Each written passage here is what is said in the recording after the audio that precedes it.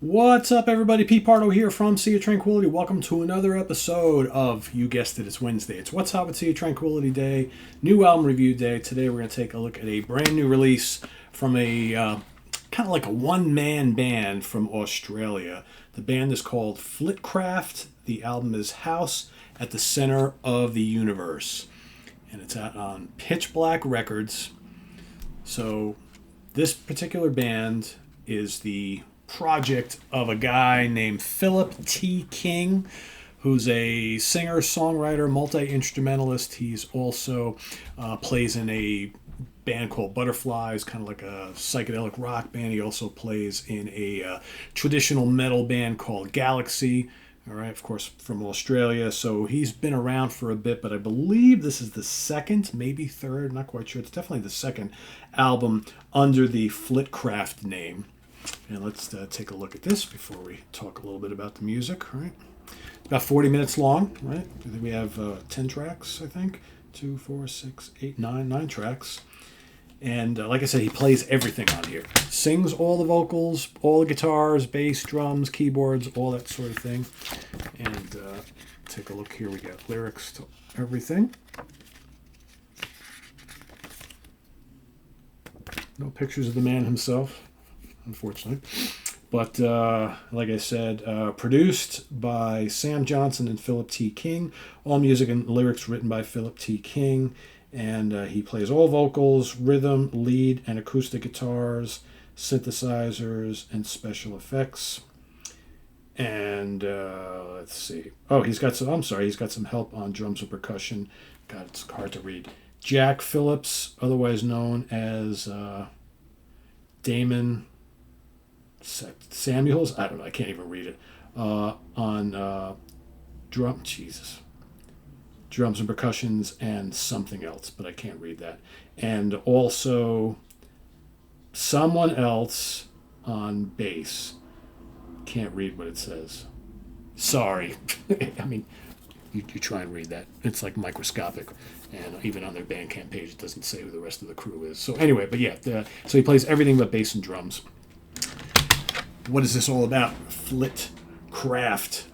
This is, he dedicates the album to the memory of Neil Peart. So obviously, I've got a strange feeling that Philip is a big Rush fan. And after listening to this album a bunch of times, yeah, I think he's a fan of very early Rush. This album, it's kind of part metal, part progressive metal, part prog.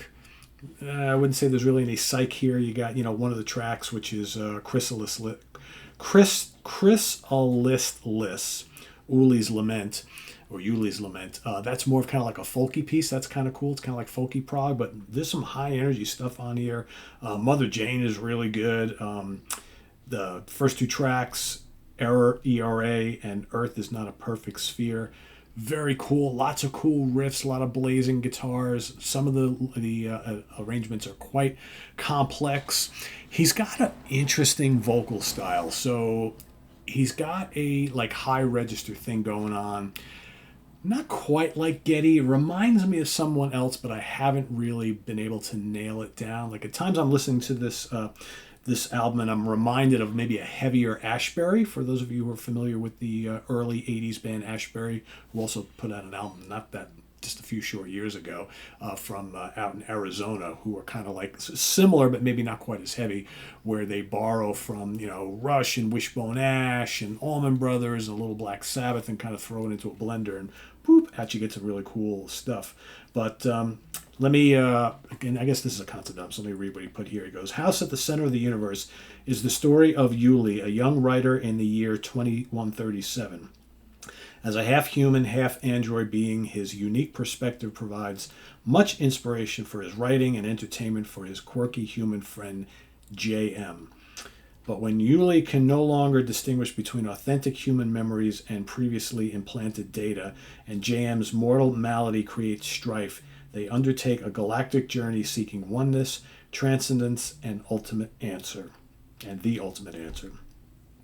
So here, this kind of takes you through the whole storyline and everything like that. And like I said, musically, really outstanding stuff. It took me a bit to get used to his vocals. because they are very different. They are pretty high pitched, and but after like 4 listens or so, I was kind of like, all right, fits the music. I really dig it. So I think a lot of our viewers would really like this album. Most of the tracks are roughly 4 or 5 minutes thereabouts. Nothing on here really lengthy.